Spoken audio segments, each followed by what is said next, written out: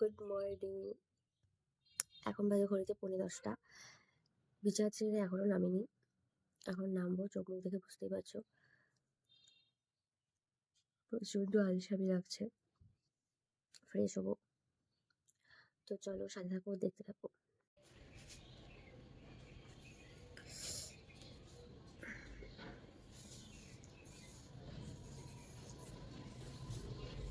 আর আজকের ওয়েদারটা এত বাজে করছে,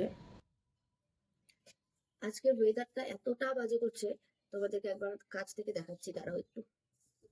আমার মানে আজকে বলে না, দুদিন থেকে ওয়েদারটা খুব বাজে। তাও গতকালকে একটু এত দূরের থেকে তুলনামূলক অনেকটাই ঠিক ছিল, কিন্তু আজকে আবার কিরকম করে ফেলছে যেন ওয়েদারটা।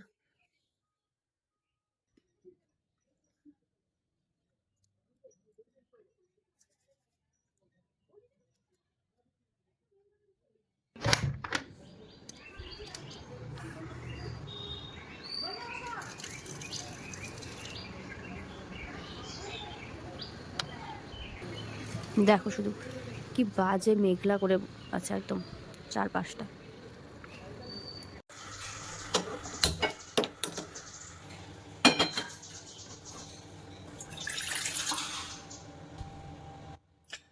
এখন চলে আসলাম সোজা রান্নাঘরে চা করতে। দিয়ে দিলাম জল, এখন দেবো পরিমাণ মতো চিনি।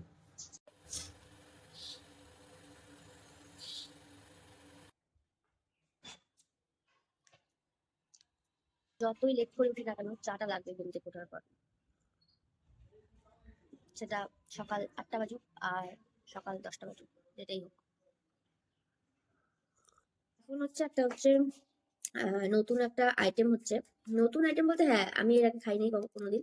তো পালং পরোটা রান্না করছে, ব্রেকফাস্টে করবে আর কি।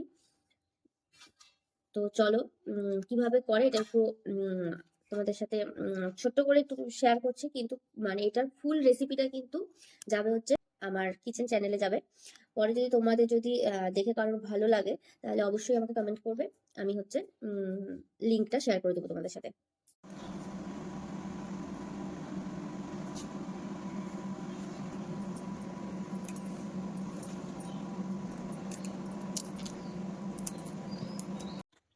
এখানে আছে ছোট ছোট করে আলু, তারপর পেঁয়াজ, লঙ্কা সবকিছু কাটছে এখানে। এটা একটা ওই পরোটার সাথে একটা ভাজা ভাজা টাইপ কিছু একটা হবে। তো এটা আমি করব। তো এটাকে প্রথমে এখন জল দিয়ে ভালো করে ধুয়ে নিতে হবে।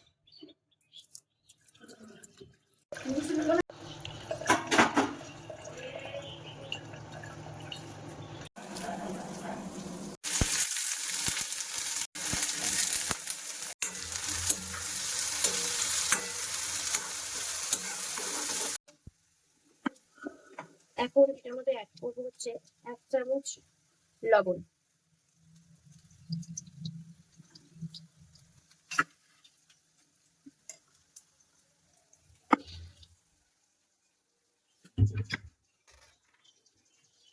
অল্প একটু হলুদ গুঁড়ো।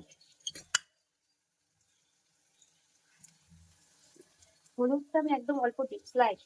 কারণ হলুদের বেশি গন্ধ, হলুদের অতিরিক্ত গন্ধ থাকলে যে কোনো তরকারিতে যখন হলুদের অতিরিক্ত গন্ধটা হয়, তখন ওটা আমার জন্য ভালো লাগে না, স্মেলটা ভালো লাগে না। তখন যে কোনো তরকারি হোক না কেন, তখন এটা আমি খেতে পারি না।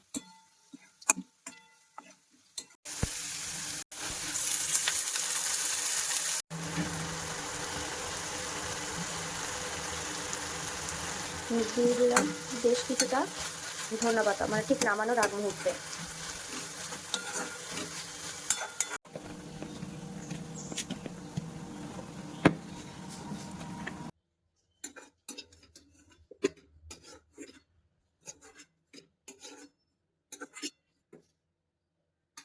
কেমন হলো এটা রিভিউটা খাওয়ার পরে দিচ্ছি তোমাদেরকে।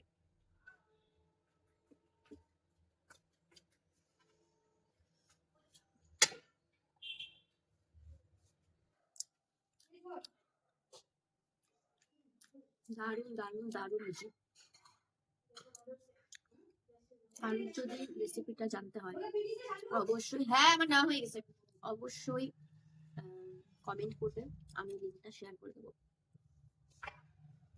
ফাটাফাটি হয়েছে।